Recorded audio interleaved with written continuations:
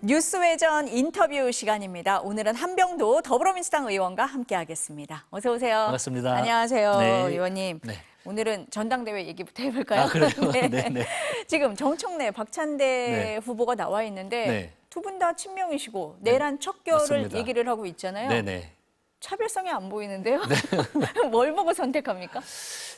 이제 지금 전국이 아마 국민들도 좀 혼란스러우실 텐데 두 분 다 굉장히 선명하거든요. 그리고 12.3 계엄 이후에 이 내란을 극복하기 위해서 가장 앞에서 싸우셨던 두 분이 후보로 나왔습니다. 그래서 이거 다 잘할 것 같은데 그래서 이제 내부적으로 상당한 혼란이 있는데 지금도 그 선명성이 좀 요구가 되고 있습니다. 그러니까 12.3 계엄 이후에 이 국민의힘에서는 최근에 윤석열, 국민의힘은 이 반성이나 이런 태도가 없거든요. 그리고 최근에 1년에 사법 질서도 최근에 윤석열은 무시하고 있는 이런 상태이기 때문에 내란이 완전히 종식된 게 아니다라는 우려와 걱정이 있습니다. 그러니까 잔불이 아직 남아 있는 거거든요. 근데 대한민국이 정상으로 가기 위해서는 확실하게 다시는 대한민국에 그런 계엄 같은 일이 벌어지지 않기 위해서는 이번에 1년 남았습니다. 이 당대표가 확실히 역할을 해야 된다, 1년 동안에. 그거 누가 더 잘할 것인가라는 걸 놓고 더 세밀하게 지금 우리 지지자들이, 국민들이 바라보지 않을까 생각을 합니다. 그러니까 국민들이 느끼기에는 아직 내란이 종식되지 않았다고 생각을 그렇습니다. 하기 때문에 조금 더 선명한 메시지를 내시는 분이 유리할 것 같다. 왠지 누군지 알 것 같은데요. 아, 그런가요?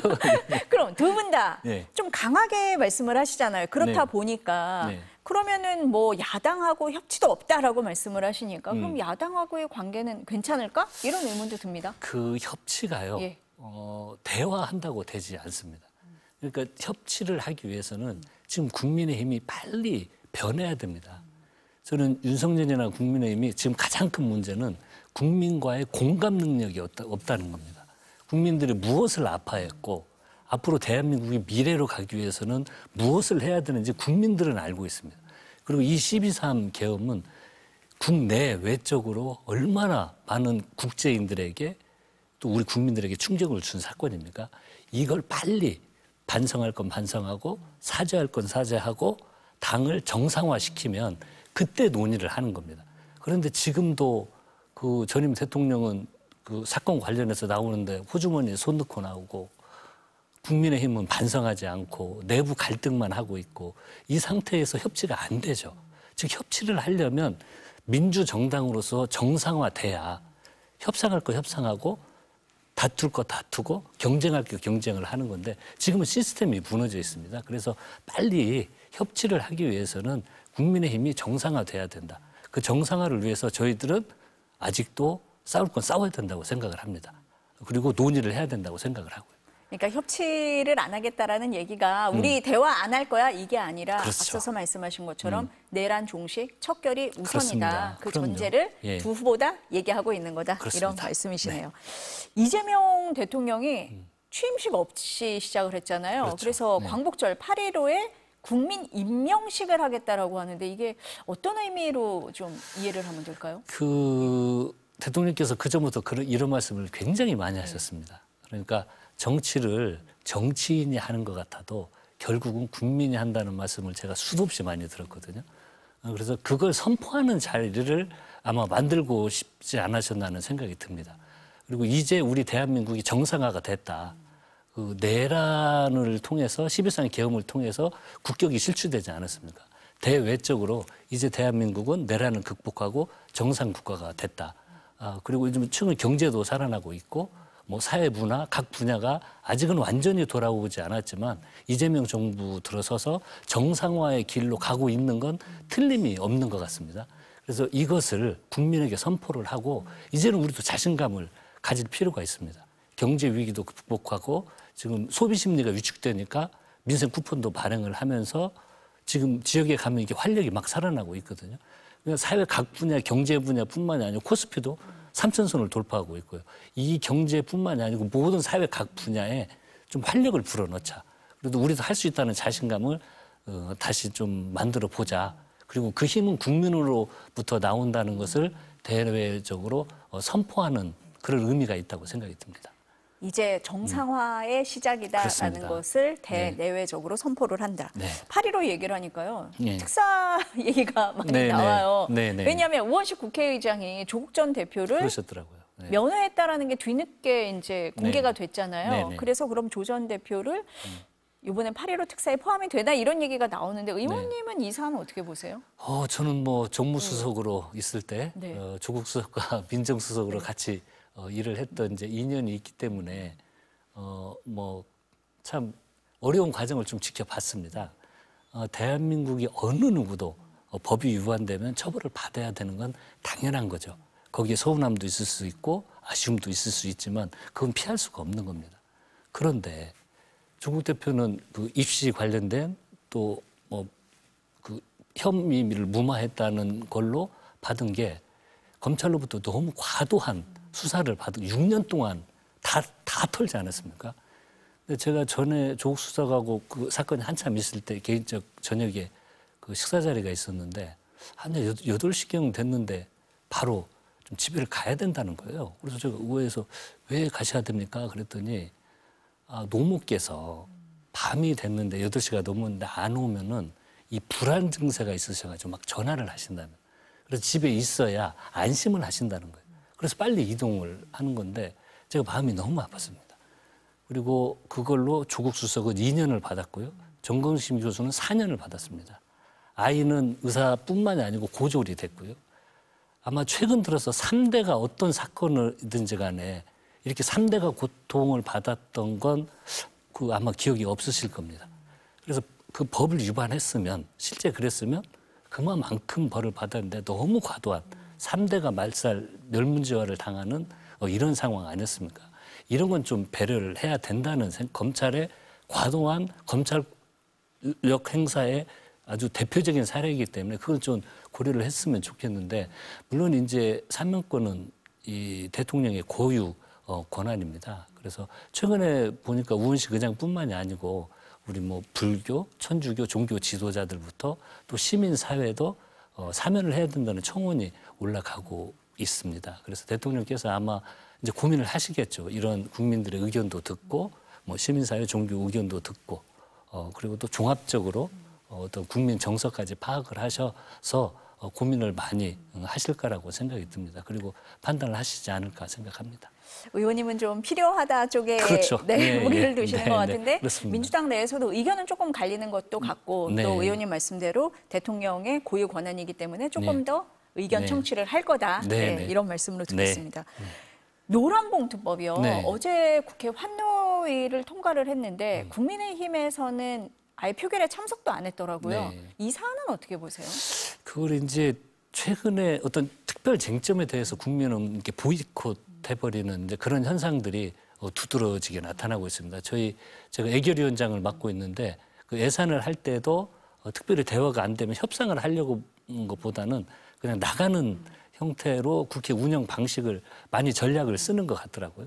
어제 같은 경우에도 내용은 지금 우리 노동자들이 가장 큰 고통을 줬던 게 파업을 하면은요. 그 손해배상을 노동자들에게 다 책임을 물렸던 거 아닙니까? 그러면 그건 노동자 당사자뿐만이 아니라 그 가족, 주변 사람들에게까지도 어마어마한 고통을 주는 일들이거든요. 그래서 그걸 이제 좀 정상화시키는 거고 원청이 하청 노동자에 대한 책임도 좀 강화를 하고 요런 내용입니다. 그리고 이것도 국민의힘이 문제 제기를 하고 있는데 6개월 유예 기간을 두지 않았습니까? 그래서 실행을 해보고 만약에 뭐 기업에 과도한 어떤 부담이 있다든지 현실적으로 어떤 나타나는 거 있으면 시행 상황을 보면서 또 논의를 할 수 있기 때문에 6개월간 유예 기간이 있습니다. 그러면 그걸 내용을 안에서 토론하고 끝까지 합의를 했으면 좋았을 텐데 그냥 나가버려서 좀 저는 개인적으로 아쉽습니다.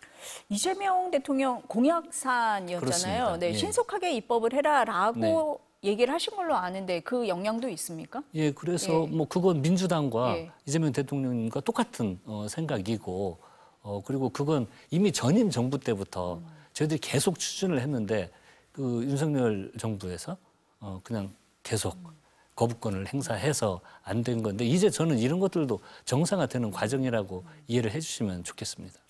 국민의힘에서 지금 문제 제기를 하는 법안이 노란봉투법도 있는데 상법 개정안 있잖아요. 지난번에 1차로 한번 통과가 그땐 여야 합의로 됐고 이번에 지금 이제 추가로 법안이 올라온 건데 국민의힘에서의 주장은 그거예요. 관세 협상 때문에 경제가 불확실하다.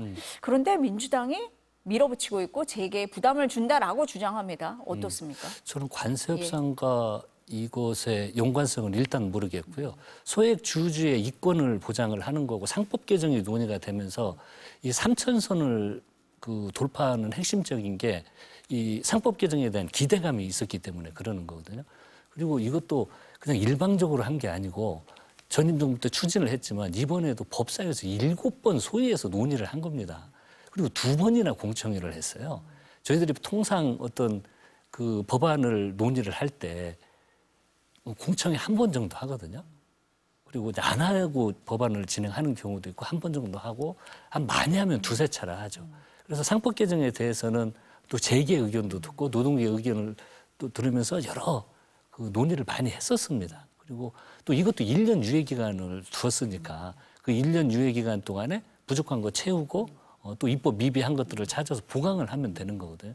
그래서 자꾸 그냥 나가버리지 말고 그런 내용들을 안에서 상임위에서 주장을 했으면 좋겠습니다. 그러니까 의원님 들으시기에는 지금 뭐 민주당이 일방적으로 밀어붙였다 동의를 못 하시는 거네요. 아니 그럼요. 네. 그러면 민주당에서는 7월 임시국회 안에 통과시킨다 이게 목표입니까? 네, 저희들이 지금 이제 법사위 통과된 거는요. 아마 다음 달에 본회의가 있습니다. 8월 초에 본회의가 있으니까 1차 거기에 통과될 수도 있고요. 그 이제 원내가 뭐 주변 여건과 상황을 보면서 판단을 할 거라고 생각이 듭니다. 그런데 이걸 더 이상 머뭇거릴 일은 없고요. 상임위 통과됐기 때문에 바로 통과시키지 않을까 그렇게 예상을 합니다. 의원님이 앞서서 말씀을 하실 때 뭐 바로 시행하는 게 아니라 두 법안 전부 유예 기간이 있다. 그 안에 추가로 그렇습니다. 수정 협의가 가능하다. 그렇습니다. 이런 입장이신 거네요. 예, 네. 6개월 유예 기간이 있고요. 상법은 1년 유예 기간을 뒀습니다. 앞서서 그 민주당 당대표 후보들이 강경 발언을 할 수밖에 없는 건 국민의힘 상황 때문이다라고 말씀을 하셨는데 오늘 김건희 국정농단 특검에 윤 전 대통령이 또 출석을 안 했습니다. 어떻게 보세요? 이게 제가 처음 서두에 공감 능력을 말씀을 드렸는데 이렇게 곰곰이 생각을 해봐도 조금 다른 세상에 살고 계신 즉 다른 세상이라는 건 우리 일반 국민의 일반적인 정서 그거와 너무 괴리된 어떤 특성 사고에 사로잡혀서 생각하고 사고하는 게 아닌가라는 생각이 듭니다. 그러니까 전임 대통령으로서의 품위, 자세, 국민들의 마지막 기대까지 저는 저버린다고 생각이 듭니다. 이 법정의 구체적인 내용보다도요. 앞에 나설 때 사법부에 임하는 전직 대통령으로서 태도와 자세가 있어야 되는 거거든요. 그게 다 무너진 것 같아요. 그리고 지금 사법 질서 자체도 부르면 안 나오잖아요. 사법 질서 자체를 아예 그냥 부정하는 거거든요. 본인 그 내란뿐만이 아니고 김건희 특검도 안 나오고 니들 맘대로 해라. 알아서 해. 그러면 우리 사법 절차는 이제 인신을 확보해야죠. 그래서 조사를 할 수밖에 없는 이런 상황인데 그 모습이 국민들이 지켜볼 때는 또 다른 그거 고통 아닙니까? 전직 대통령이라면 그 절차를 따라줘야죠. 조금 마음에 안 들어도 국민들을 보고 해야죠. 그게 전임 대통령의 자세 아닐까요? 근데 그런 게 좀 다 무너진 것 같아서 좀 가슴 아프고 국민들이 정말 가슴 아플 것 같아요. 그 공천개입 의혹 관련해서 윤상현 의원이 윤 전 대통령으로부터 전화받았다라고 얘기를 했잖아요. 주변인들이 기존에 해왔던 진술을 다 바꾸고 있잖아요. 그런 점도 좀 작용을 했다 이렇게 보세요? 그러니까 제가 그 이야기 듣고도 참 정말 이 국힘이 어디까지 이건 안타까운 일입니다. 적어도 민주정당의 뭐 다수 의석을 가지고 있는 야당이 정당 운영 원리는 민주적이어야 되거든요. 그 민주적이라는 것은 예를 들어서 대통령이나 영부인이 이야기하면 당선자나 영부인이 이야기하면 얼마나 큰 영향력이 있습니까? 그러니까 그런 걸 차단을 하고 민주정당은 자체 시스템을 통해서 공천 제도를 통해서 공천을 해야 되죠. 외부 이런 이 압력보다는. 근데 그런 것들이 아니었다는 거 아닙니까? 전화를 직접 했다는 거 아니에요. 그러면 야 이건 정말 국민의힘이 이거 어디까지 이걸 빨리 회복하지 않으면요. 앞으로 당분간은 국민들로부터 아마 다시 관심 받기가 쉽지 않을 겁니다. 민주정당 자체도 무너진 거거든요. 지금 그 특검의 수사 대상이 된 현역 의원들이 7명인데 그러면 의원님 보시기에는 이 의혹이 점점 커지면서 수사 대상도 늘어날 거다 이렇게 보시는 겁니까? 그럴 지금? 수도 있죠. 네. 그러니까 특검 내부 상황은 모르겠습니다. 그런데 최근에 저희들이 설마 많은 국민들이 했던 대통령의 전화가 아니라고 했는데 요즘 사실로 나타나고 있잖아요. 그리고 최근 특검에서는 그전에 말을 하지 않았던 발언들이 많이 나오는 것 같습니다. 말이 나온다는 건 내용과 숫자가 확대된다는 의미일 수도 있잖아요. 그래서 좀 걱정은 이게 계속 좀 확대되지 않을까 그런 생각도 듭니다. 어제 특검에서 개혁신당 이준석 대표도 압수수색했잖아요. 네. 개혁신당에서는 정치적 의도가 있다라고 얘기를 했는데 의원님은 어떻게 보세요? 정치적 의도로 이야기하기는 본인이 그냥 이야기를 하면 됩니다. 정치적이라고 이야기하지 말고 본인이 당대표를 하면서 그리고 윤상현이 공천관리위원장을 맡지 않았었습니까? 네. 그 당시에 어떤 내용을 이야기를 했는지 그냥 본인이 이야기하면 됩니다. 성실히 소명을 하고 그러면 되는데 이미 이야기가 나왔는데 언론에도 나오고 의혹 제기가 된 상태에서 수사기관은 당연히 수사를 하겠죠. 그럼 그것에 대해서 뭐 정치적으로 이야기하면 피해갈 거라고 생각이 드는데 할 것 같은데 그것에 대해서는 본인이 깨끗이 소명하고 그 과정에 뭐 김건희, 윤석열과 어떤 내용을 논의를 했는지를 정확히 이야기하면 오히려 본인이 가지고 있는 어떤 의심이나 의혹으로부터 해결할 수 있는 방법은 그냥 출석해서 확실히 이야기하는 게 그게 방법이지 않을까 생각을 합니다. 뭐 정치적인 의도가 있는 건 아니다라고 보시는 거네요, 지금. 특검에서 지금 정치적 의도를 가져야 될 이유가 있습니까? 뭐 대통령 선거를 있어서 그 사람이 후보가 나오는데 공권력을 활용을 해서 그 사람을 못 나오게 한다든지 아무 관련이 없는 거잖아요. 지금은 그리고 뭐 정치적으로 그럴 사항도 있고 어떤 목적과 의도를 가지고 있지 않습니까? 않은 거고 수사 과정에서 나온 거, 문제 제기되는 것들을 확인하는 과정이기 때문에 모든 걸 뭐 어떤 정치적 탄압이라고 하는 것은 맞지 않은 이야기라고 생각이 듭니다. 솔직히 입장을 표명하는 게 낫다. 이렇게 듣겠습니다. 네. 네, 의원님 오늘 말씀 여기까지 네, 들어야 네. 될 것 같습니다. 또 뵙겠습니다. 네, 감사합니다. 네.